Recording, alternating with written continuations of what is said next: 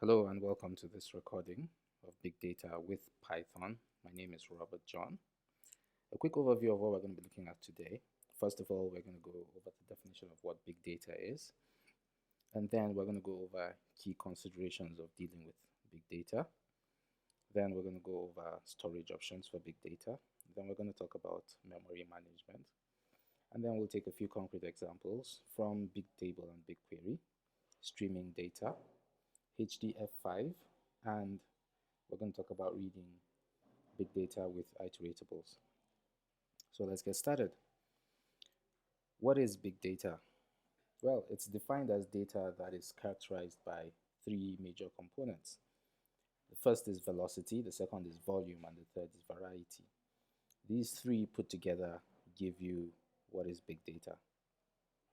Velocity is a function of how quickly the data is being gathered. So typically this is not data that is produced by human beings typing and storing records, but from sensors or from some other things. So you could think of things like access logs for website, for really large websites like Amazon, for instance. You could also think of sensors in devices like vehicles, like aeroplanes, that capture every nitty-gritty detail about what is going on in the vehicle and sends it back to the manufacturer. So the rate at which this data is coming in is really large. Typically, you have data coming in the order of terabytes on a daily basis. The second one is the volume. So we've already mentioned that size of terabytes. So where you have data that is gathered from lots of sources and at the same time constitutes a large volume that needs to be stored, then you have a large volume of data. And then thirdly, you have variety. So the data is typically not of one type. You could have multiple different readings. So summarily, big data is characterized by velocity, volume, and variety. And this gives rise to storage of data that exceeds the volume that you had a few years ago. So nowadays you have on a daily basis data being stored that was not stored in a whole year, say 10 or even 5 years ago. That is big data. So some of the key considerations for data is that for big data is that there is no need to load everything at once. Your basic consideration here is memory. You need to keep that in mind because on the average, if you're working on a desktop, you might have at best 16 gigabytes of RAM. Realistically, you could be working with 8 gigabytes of RAM. Some people could work with even less. However, the data that you're dealing with will come in possibly hundreds of terabytes or maybe even exabytes of data. So you do not need to load all of your data at once. In fact, what is normal is that you load your data gradually, process what you need, and then offload it from memory. You also need to be selective in the data that you load.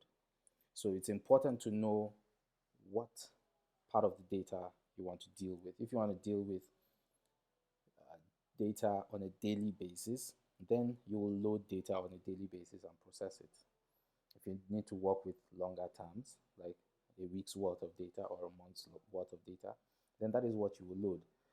You might have access to a whole year's worth of data, but you really do not want to fetch a whole year's worth of data. On the other hand, sometimes you might want a whole year's worth of data, but that data might have maybe 100 fields or 100 columns if you're used to old SQL tables. But you don't want to load 100 columns. You might only need 2 or 3 columns. So it's important to keep all of these in mind when working with big data. Now, big data is stored in different formats. It is frequently stored in really large databases. Google has two offerings for that. It has BigTable and BigQuery. Both of those are hosted by Google, and you just buy timeshare. Details of that are available on Google's website, so you can go to Google's website and take a look at BigQuery and BigTable and see what offerings they have. One of them gives you standard SQL and structured tables. The other one gives you a NoSQL option. Examples of what you could find stored in databases are weather data, air quality data, vehicle data, and a few other things. We also have something called a hierarchical data format.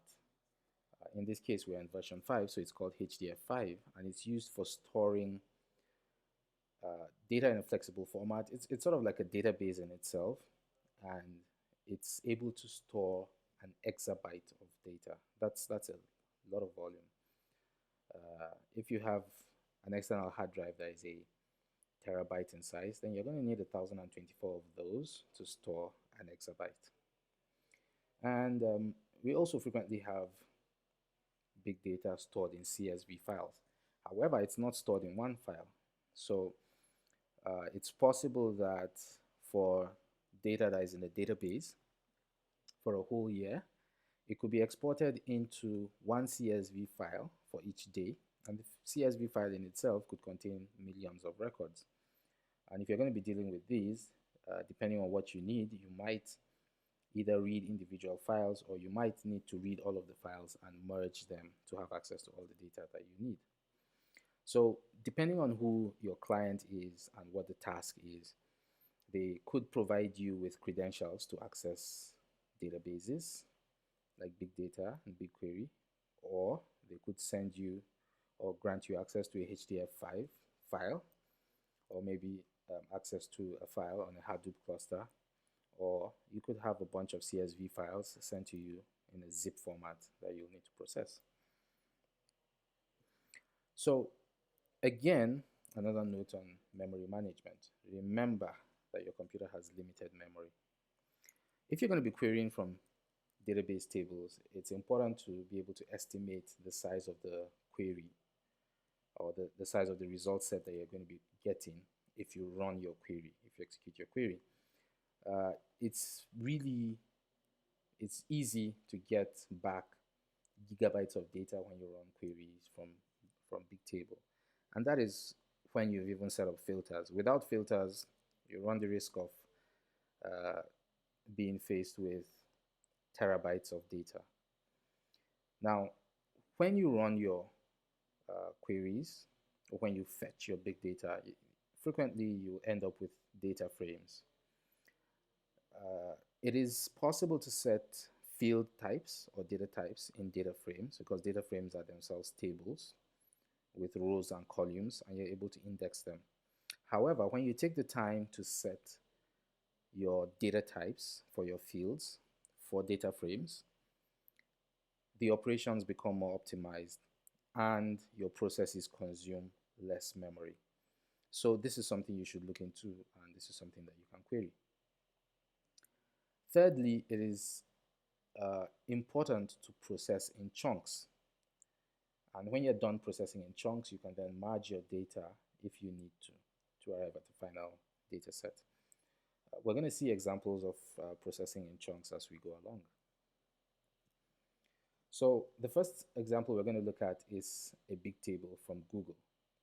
And when you're working with Python, you have access to certain libraries that connect directly to the Google Cloud. And so from your Google Cloud, you're going to be importing BigTable. And BigTable will let you create a client connection to the Google Cloud, and you're going to need to specify your project ID. And you also need to state that admin is true in order to be able to carry out certain types of operations. When you've got your client, the next thing you need to do is create an instance of that client by providing an instance ID. Subsequently, you'll be able to connect to a table by specifying a table ID. And then you can read from the table. In this case, we're going to be fetching rows in the table. You have two options. You can specify a particular row ID and fetch just the details from the row ID, or you can say that you want to fetch all the rows. And so we use consume all to fetch all the rows in this table, just for illustration purposes. And then you need to iterate over that um, fetch that you've done. So you fetch something called partial rows, and you can go over partial rows, and you can call the dot rows dot items, and it will return to you a tuple of row key and row. And you can decode the row key to get your key, and for each row you can fetch the cells or the columns in each row, and you can see how we subset to fetch individual cells from rows and to get the values and to output them. So this is one way to read over, say, terabytes of data and fetch whatever you want to fetch. Next, we're going to look at BigQuery. And in BigQuery, you're able to write SQL statements to fetch the data that you want. Again, you'll use google.cloud, and in this case, you'll be importing BigQuery. Again, you'll create a client connection, and then you will pass to that client a query. And in this case, we have a query, and we set our condition so that we limit what is returned to us from that query. And because it's SQL, you're able to do your order by, you can do your group by. A keynote here, while we say limit 10, it only returns 10 records to us, but if your where tag or your where clause fetches more than 10 records, it's still going to count as a large result set when it runs. So at the end of the day, once you've got your query, you're able to fetch your results by calling the result method of your returned query. And when it's done executing at the database end, you will have your results that you can process.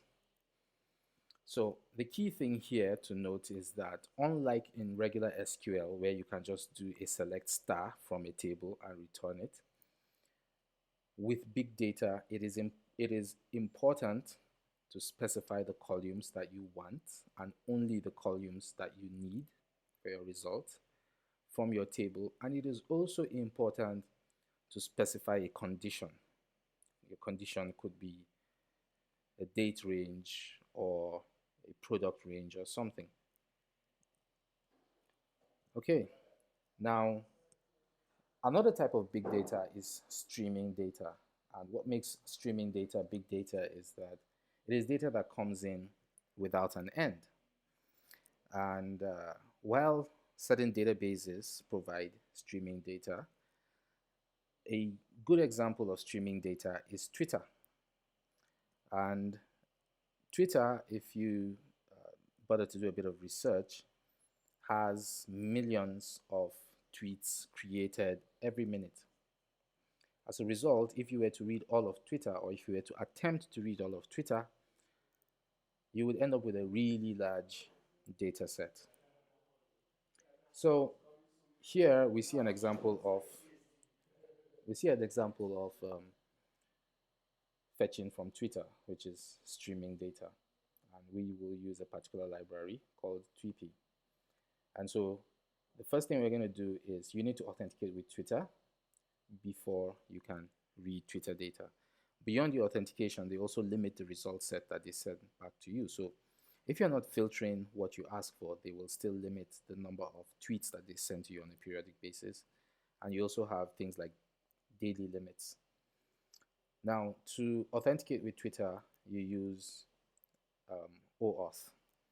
And so first you need to go to Twitter and create an application. And when you do, you will have a consumer key, a consumer secret, an access token, and an access secret.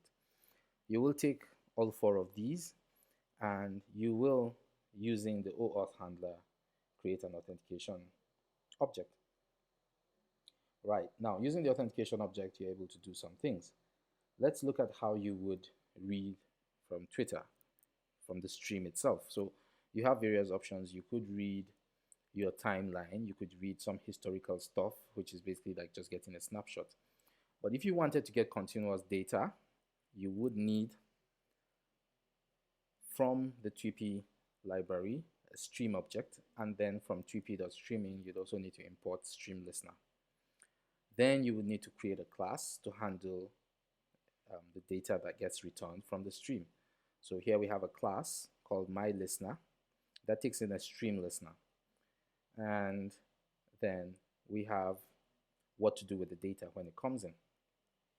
In this case, with this example, you're opening a JSON file to append, such that for each data that comes in, you're able to just append it to that file.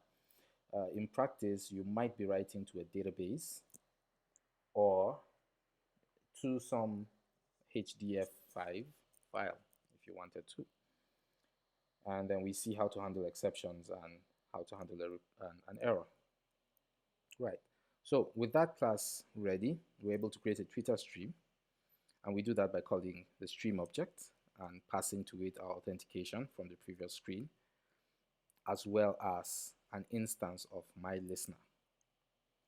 And we're then able to get it to filter what we're interested in. In this case, we're interested in posts that have the hashtag Python in them. And once you do this, your listener object will go into action and you'll be able to track as tweets come in. So that's an example of dealing with streaming data in Python. Right, now a look at the HDF5 file in itself. So while you might not have your own storage for big data, such as BigTable and BigQuery, and while you can only read from the Twitter stream or from other streaming data, it is possible for you to write your output to a HDF5 file.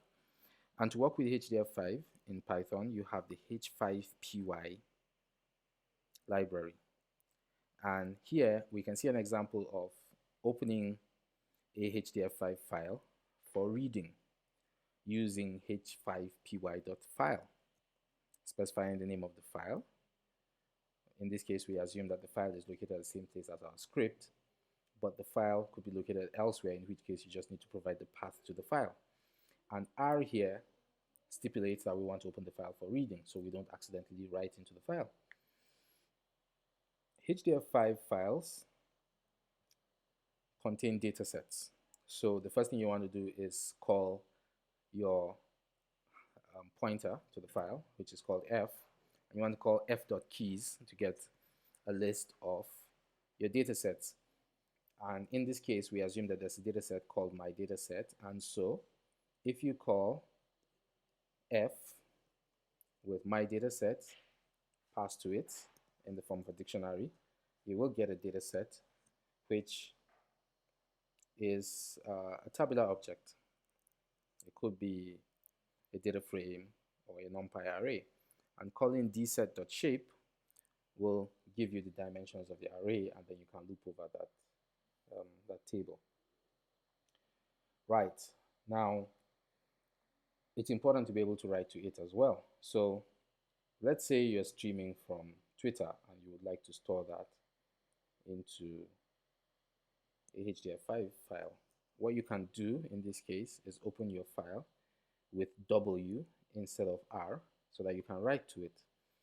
And let's say you're reading and you store that in a data frame called d_df. You're then able to create a data set in your HDF5 file called my data set, and you pass to it data, and you will get a HDF5 file created, and your data set will be stored in there.